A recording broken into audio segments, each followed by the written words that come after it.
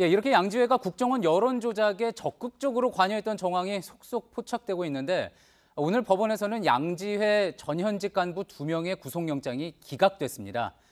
그러자 검찰이 이례적으로 법원의 영장 기각을 정면으로 비판하는 입장문을 냈는데요.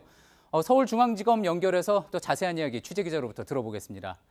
심수미 기자, 보통 이제 사법부의 독립성을 고려해서 재판부 판단에 대해서는 검찰이 쉽게 비판을 하지 않는 경향이 있지 않습니까? 그래서 오늘 검찰의 공식 입장은 상당히 강도가 셌던 것 같습니다. 네, 검찰 입장의 핵심은 올해 2월 말 인사 조치로 새로 발령을 받아서 배치된 영장 전담 판사들의 영장 기각이 잇따르고 있는데 이 기각 사유를 납득하지 못하겠다는 겁니다. 국민들 사이에 법과 원칙 외에 다른 요소가 작용하는 것 아니냐는 의구심도 제기된다라는 표현까지 썼는데요. 한마디로 이 영장 전담 판사들의 영장 발부 기준에 일관성이 없다라는 뜻으로 해석이 됩니다. 예. 일관성이 없다. 좀 구체적으로 어떤 내용을 이야기하는 거죠? 네, 이 증거 은닉 혐의로 이 영장이 청구가 됐다가 오늘 새벽 기각된 양지회 사무총장 박모 씨의 경우가 대표적입니다. 숨긴 증거물의 가치가 높지 않다, 크지 않다, 별로 중요한 증거물이 아니다라는 취지로 기각이 됐는데요.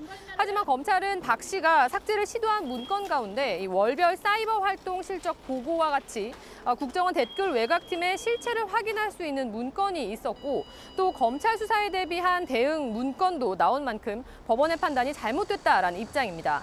예, 증거를 자꾸 숨기려고 하니까 영장을 청구한다 했는데 그 증거가 별로 중요한 게 아니니까 영장을 받아들일 수 없다. 뭐 이런 이야기였던 거군요. 자, 그런데 지금 이야기한 수사 대비 문건이라고 하면은 양지회 댓글 활동이 이제 순수한 목적이 아니라는 것, 불법적인 성격을 띠었다는 점을 그 당사자들, 관련자들도 이미 알고 있었다. 이렇게 볼 수 있는 대목 아닙니까? 네, 해당 문건은요, 과거 양지회 회원들 가운데 이 불법 댓글 활동을 벌였다가 사법 처리 대상에 올랐던 사람들의 명단이 적혀 있었는데요. 이 가운데는 2012년 야당 후보와 관련한 허위 사실을 온라인상에 유포했다가 선거법 위반으로 벌금 300만 원 유죄 판결을 받았던 이모 씨 등도 포함이 돼 있습니다.